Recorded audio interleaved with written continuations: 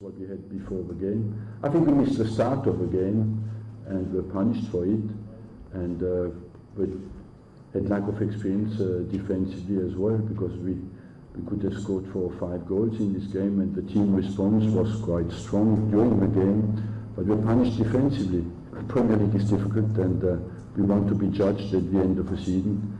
I think I play tomorrow my 180th Champions League game, and that shows that we always responded, and many of those were for this club, and I think we want to be judged at the end of the season, not after every single game. What is normal, that emotionally it's always very high, but let's get our stability back defensively, and we'll see at the end of the season where we are.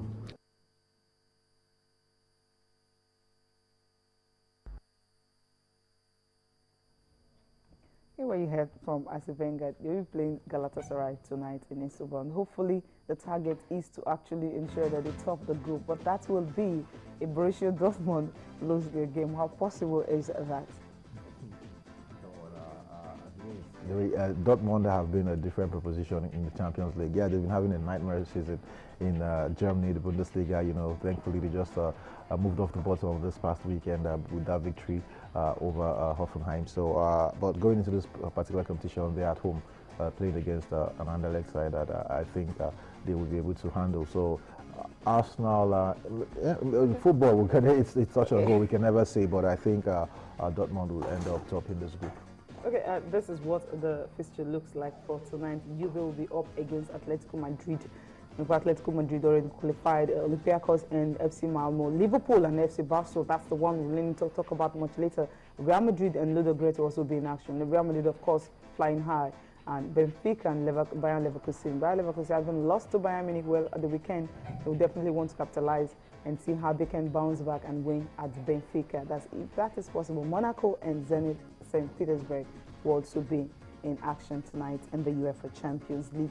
Okay, now I talked about a club like Liverpool are playing FC Barcelona. Now FC Barcelona, they said they want to put the pressure on Liverpool, but let's listen to Brendan Rodgers first. What he had to say concerning the game against FC Barcelona. They will be playing at Anfield. Home advantage, he believes, will definitely help them to get that victory they need, and of course, if possible, progress to the next round. We don't underestimate the opponent. Paulo has done an excellent job with Pal. They're obviously, the top side in Switzerland, and show that in the performances. So we respect them, but our objective is to win the game, and our focus and concentration is purely on ourselves to do that. It's a cup competition. It's the final game, so we want to qualify, and for sure we get through. We can put it to bed for a few months, and hopefully give us that confidence in our league form as well to keep moving forward. I think we've shown in the last numbers of weeks that the group is starting to come together again after a disappointing spell. We certainly haven't had the consistency this season, but slowly, just game by game, I can see the differences in the team, the focus and the concentration, and obviously what we have in the squad is quality. So we're hoping that tomorrow night, we know it's going to be a tough game for us, but certainly playing at home here, and we've seen on many occasions what the crowd do here for the team. We, as I said, we come together tomorrow night and we get the victory, hopefully qualify for the next round, which was the objective, and then look to use that, as I said, as a confidence for the rest of our games. Okay, well, like you said, maybe this one is definitely going to help them more confident, bringing more confidence back to the team if they're able to win this one, especially after that goalless draw against Sunderland. Well, one thing is working well for them, home advantage. But let's hear from FC Barcelona coach what he had to say concerning the game. He believes that Liverpool is under pressure, and he intends to also add to that pressure when they get to Anfield tonight. The pressure need to be on them, yes. First of all, because we know both the realities. We know the historic club, it is everything around, the investments, the quality of the players, the number of years already from Roger also here. For that, he knows well the environment. But with all the reality, our club year by year, it's doing success. We want and we have the ambition and courage, to keep walking in this success. For that, we want to challenge a historic club with fantastic players, put them more under pressure, and hopefully we can have another magic night where the performance individual and collective coming outstanding, the details of the game coming in our favor, for in the end to have another historic step in this fantastic club. Well, more pressure for Liverpool, definitely. What do you think about that game? What's going to happen? Can Liverpool actually get a win out of that and move to the next round? Well, of course, it's a big possibility. But the thing is, playing against a Basel side that we know they're very high on confidence right now because they have a very decent pedigree in England. They always tend to get results. Remember when they almost beat Manchester United? United had to rely on late goals to level that match at 3-all. Yes. And also Chelsea getting a victory at Stamford Bridge, which is not an easy thing to do. So apparently these guys know that Liverpool are facing some sort of crisis. They might just want to come out and take the game to Liverpool, and see if they can add to whatever Liverpool is going through right now. But the thing is, Liverpool have their backs against the wall. It's cut and dry for them. They know a victory will take us through to the next round.